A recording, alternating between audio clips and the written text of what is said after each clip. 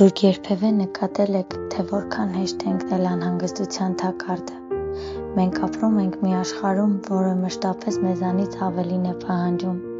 ավելի շատ ջանք, ավելի շատ վերահսկողություն, ավելի շատ պատասխաններ։ Սակայն Աստված գիտեր մարդու սրտի բնույթը։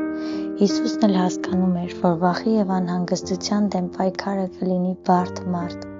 ամեն մեկիս համար։ Բայց իր կյանքով եւ ուսմունքներով նա ցույց տվեց մեկ այլ ուղի, վստահության ուղի դեպի Հայրը։ Նա ասում է.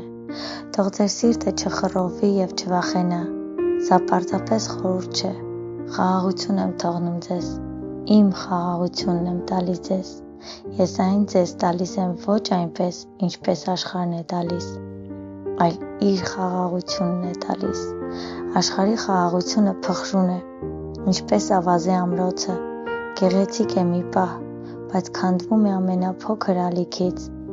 Աշխարհը խոստանում է խաղաղություն, որը հիմնված է հանգամանքների վրա, երբ ամեն ինչ լավ է, երբ դուք վերահսկում եք իրավիճակը, երբ խնդիրները վերանում են։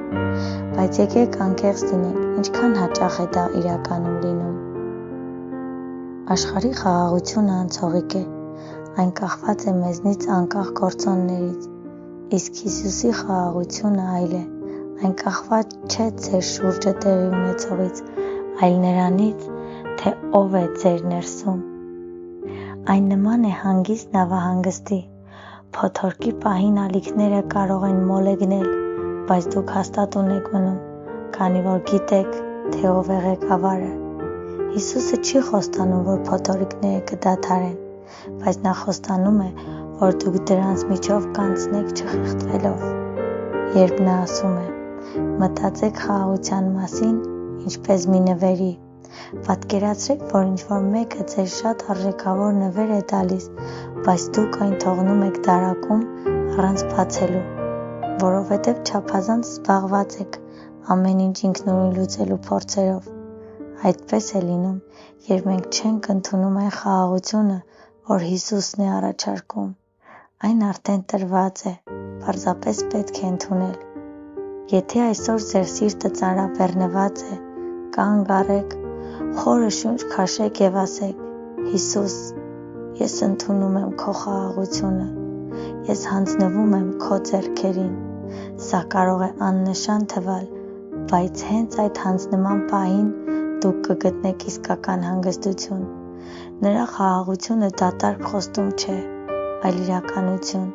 նրանց համար, ովքեր թույլ են տալիս իրենց վստահել, նույնիսկ եթե ամեն ինչ նրանց շուրջն անկում է ապրում։ Քո հոգսերը Տիրոջը հանձնիր, եւ նա քեզ կպահպանի։ Բայց ինչպես դա անել գործնականում։ Սա գիտակցված ընտրություն է, այն ինքնաբերաբար չի լինում։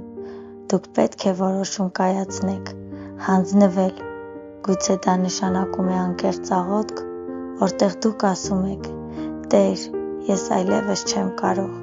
ես այս խնդիրը քեզ եմ հանձնում, ես հավատում եմ, որ դու ինձ կպահես», կամ գուցե նշանակում է հրաժարվել վերահսկելու մոլուցքից։ Աստված կաջակցի մեզ,